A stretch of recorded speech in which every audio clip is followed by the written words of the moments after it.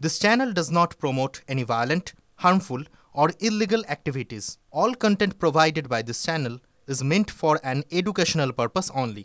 Top quality और consistent performance के लिए सिर्फ सिल्वर पंप्स नाम याद रखना। মালবাজারে ফিরল হরপাবানের আতঙ্ক। মেটেরিতে জলে তোড়ে ভেসে গেল একটা ট্রাক্টর। অল্পের জন্য রক্ষা চালক আর সহকারীর। টানা বৃষ্টি চলছে ভুটান আর সিকিম পাহাড়ে। তার জেরেই মাল আর নেওড়া নদীর সংযোগস্থলে হঠাৎ জলস্তর বেড়ে যায়। প্রত্যক্ষদর্শীদের দাবি ওই সময় নদী পেরোনোর চেষ্টা করছিল ট্রাক্টরটি, আর জলে তোড়ে সেটা ভেসে যায়। সময় মতো নেমে পড়ায় রক্ষা পান চালক আর তার সহকারী। পরে নদীর জলস্তর কমলে ক্ষতিগ্রস্ত ট্রাক্টরটিকে উদ্ধার করা হয়। কিন্তু প্রশ্ন উঠছে, এলাকার মানুষ তো হরপাবানের বিপদের কথা জানেন। 2022-এর অক্টোবরে প্রতিমা বিসর্জনের সময় মাল নদীতে হরপাবানে ভেসে গিয়ে মৃত্যু হয় কয়েকজনের। মুখ্যমন্ত্রী বিষয়টি নিয়ে উদ্বেগও প্রকাশ করেন। দেখা করেন স্বজনহারাদের সঙ্গে। নদীঘাটে নজরদারি ও সুরক্ষা পরিকাঠামো তৈরির নির্দেশও দেন। কিন্তু এরপরেও মালবাজারের মেটেরিতে হরপাবানের সময় বিপদ ঘাড়ে নিয়ে নদী পেরোনোর চেষ্টা চলে।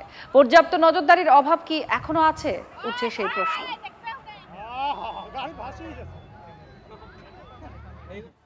টানা বৃষ্টি চলছে, আর তাতেই জীর্ণ বাড়িতে বিপদ। কলকাতার পরে এবার বর্ধমানের হাট গোবিন্দপুর। ভেঙে পড়ল প্রাচীন দোতলা বাড়ির একাংশ। অল্পের জন্য রক্ষা পেলেন গ্রামবাসীরা। দেখুন কিভাবে হুড়মুড় করে ভেঙে পড়ছে এই বাড়ি। বর্ধমানের হাট গোবিন্দপুর, সেখানে একটা জীর্ণ বাড়ি। বৃষ্টির পরে বিপজ্জনকই ছিল বাড়িটি। বৃষ্টির পরে একেবারে হুড়মুড় করে ভেঙে পড়েছে বাড়ির একাংশ। প্রাচীন দোতলা বাড়ির একাংশ ভেঙে পড়ে, আর অল্পের জন্য রক্ষা পান গ্রামবাসীরা। দেখুন কিভাবে ধসে পড়ছে বাড়ি। ভয়ঙ্কর মুহূর্ত এটা একটি মোবাইল ফোনের ক্যামেরায় তোলা হয়।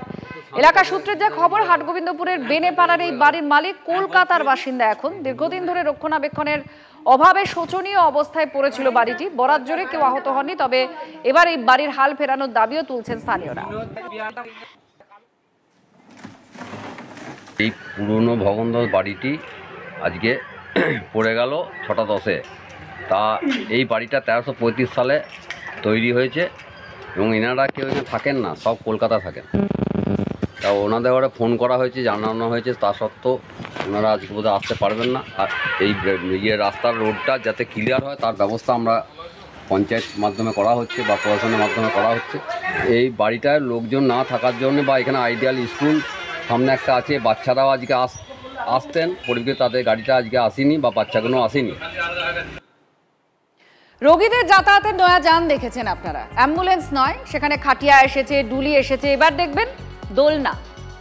কি করবে বলুন তো? খারাপ রাস্তা, অ্যাম্বুলেন্স চালক সপাটে না করে দেন। অগত্যা রোগীকে দোলনায় চাপিয়ে হাসপাতালে নিয়ে যাওয়া হচ্ছে। বেহাল রাস্তা নিয়ে নাজেহাল উত্তর 24 পরগনার হিঙ্গলগঞ্জের মালেকানা ঘুমটি এলাকার মানুষজন।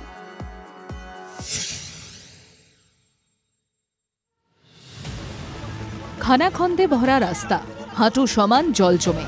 হিঙ্গলগঞ্জের গোবিন্দকাঠি গ্রাম পঞ্চায়েতের মালিকানা ঘুমটি এলাকার রাস্তা না ডোবা দেখে বোঝা মুশকিল।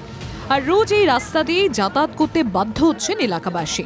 আর এবার অসুস্থকে দোলনায় চাপিয়ে হাসপাতালে নিয়ে গেলেন রোগীর আত্মীয়রা। ক্ষোভ বিক্ষোভ অনেক কিছুই হয়েছে, কিন্তু কাজের কাজ কিচ্ছুই হয়নি বলে অভিযোগ। আজকে একটা অসুস্থ হয়ে গেল হার্টের রোগী, তাকে দোলনায় করে নিয়ে যেতে হলে একটা গাড়ি ঢোকে না, কোনো লাইন নেই, কোনো জায়গায় হাঁটু জল, কোনো জায়গায় মাজা জল, এইরকম আছে। এলাকাবাসী রাস্তা সংস্কারের জন্য বিধায়কের দ্বারস্থ হয়েছিলেন, নেট ফল শূন্য। এমএলএ সাহেব যে সময় প্রধান ছিল সেই সময় আমরা এই রাস্তা দিয়ে ফুলির মালা দিয়ে গলায় দিয়ে নিয়ে গিয়েছি। এখন তিনিও জানে যে আমাদের হাল কি অবস্থা, তিনিও প্রতিশ্রুতি দিয়েছে যে আমরা রাস্তা করে দেব। এদিকে বিধায়ক মশাই তো খারাপ রাস্তার জন্য বাম জামানাকে টেনে আনলেন। বামফ্রন্ট সরকার যা করে রেখেছে, তারপরে রাস্তাগুলো উন্নতি করাতে গেলে যে সময় পিরিয়ড দরকার, প্রত্যেক দিন আমরা একটা করে রাস্তা করি। স্থানীয় বিধায়ক দেবেশ মণ্ডল প্রতিশ্রুতি দিয়েছিলেন, তিনি সেই রাস্তা মেরামত করতে পারেননি। সেখানে গাড়ির পরিষেবা নেই, কিছু নেই। এই দুর্ভোগ কেন মানুষ সহ্য করবে? 2011 সালে ক্ষমতায় এসেছে তৃণমূল কংগ্রেস। মাঝে কেটে গেল প্রায় 14 বছর। এতদিনেও কি বেহাল রাস্তা মেরামত করা গেল না? প্রশ্ন তুলছেন স্থানীয় মানুষ। হিঙ্গলগঞ্জ থেকে দীপঙ্কর দাসের রিপোর্ট, TV9 বাংলা।